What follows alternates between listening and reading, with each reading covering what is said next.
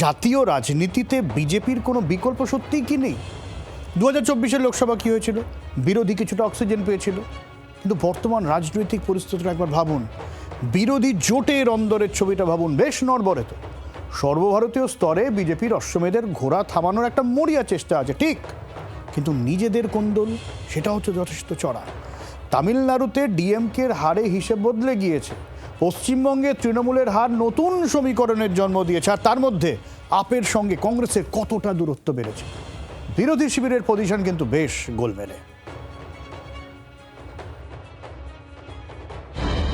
BJP বিরোধী মঞ্চ, ইন্ডি জোটের মঞ্চ এখনো ঐক্য হাতড়াচ্ছে।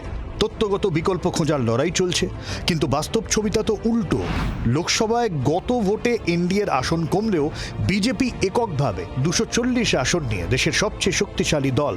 অন্যদিকে প্রধান বিরোধী দল কংগ্রেস 99 আসন পেলেও আঞ্চলিক দলের ওপর নির্ভরশীল। সর্বভারতীয় স্তরে বিজেপির সমকক্ষ একক কোনো শক্তি এই মুহূর্তে নেই।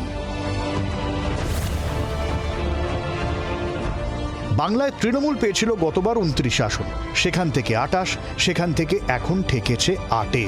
সেটাও কতটা থাকবে সন্দেহ। তামিলনাড়ুতে ডিএমকে ছিল 22, উত্তরপ্রদেশের সমাজবাদী পার্টি জিতেছিল 37টি আসনে। কিন্তু সমস্যা অন্য জায়গায়। সর্বভারতীয় ক্ষেত্রে প্রধানমন্ত্রী পদের মুখ বা নীতির প্রশ্নে এদের মধ্যেই ঐক্যমত্যের অভাব স্পষ্ট। তার উপর বিধানসভা ভোটগুলোতে আঞ্চলিক শক্তির বাড়বৃদ্ধিও বড়সড় ধাক্কা খেয়েছে। একাধিক রাজ্যের রাজনীতিতে বড় পালাবদল হয়ে গিয়েছে। শুধু এই রাজ্যের কথাই যদি ধরি, বিধানসভা ভোটে মমতা বন্দ্যোপাধ্যায়ের হারের পর থেকেই ভাঙন ধরেছে ঘাসফুল শিবিরে। একে একে এনসিপিআই এর দিকে ঝুঁকেছেন হেভিওয়েট তৃণমূল সাংসদরা। কালীঘাটপন্থী আরও 2-3 জন প্রভাবশালী সাংসদও এনসিপিআই শিবিরের পথ ধরার কথা ভাবছেন। আঞ্চলিক শক্তির এই ভাঙন শেষ পর্যন্ত মোদির এনডিএ শিবিরের ঝুলিতেই গিয়ে জমা হচ্ছে, ফলে এনডিএর অঙ্ক আরও শক্ত হচ্ছে। বিরোধীদের সবচেয়ে বড় কাঁটা তাদের কোন্দল। জোটের অন্দরে আসন সমঝোতা নিয়ে টানাপোড়েন নিত্যদিনের ঘটনা। বাংলায় তৃণমূলের বিরুদ্ধে লড়ছে কংগ্রেস, আলাদাভাবে বাম। কেরালাতে বামেদের প্রধান শত্রু কংগ্রেস, আম আদমি আর কংগ্রেসের দ্বন্দ্ব তো প্রকাশ্যেই। রাজ্যভিত্তিক এই বিরোধ জাতীয় স্তরে ভুল বার্তা দিচ্ছে। একে অপরের প্রতি আস্থার অভাবই ঐক্যের বড় বাধা। তাই বিজেপি বিরোধী মঞ্চ হয়েও না হওয়ার মতোই। শুধু সংখ্যা দিয়ে কি বিকল্প হয়? বিশেষজ্ঞদের মত, বিজেপির বিরুদ্ধে কোনো স্পষ্ট বিকল্প ব্লুপ্রিন্ট নেই বিরোধীদের। বেকারত্ব বা মুদ্রাস্ফীতির মতো ইস্যু সামনে এলেও দীর্ঘমেয়াদী কোনো জাতীয় ন্যারেটিভ তৈরি করতে পারেনি তারা। ফলে বিক্ষিপ্ত প্রতিবাদ হলেও ভোটারদের মনে তা দাগ কাটতে ব্যর্থ।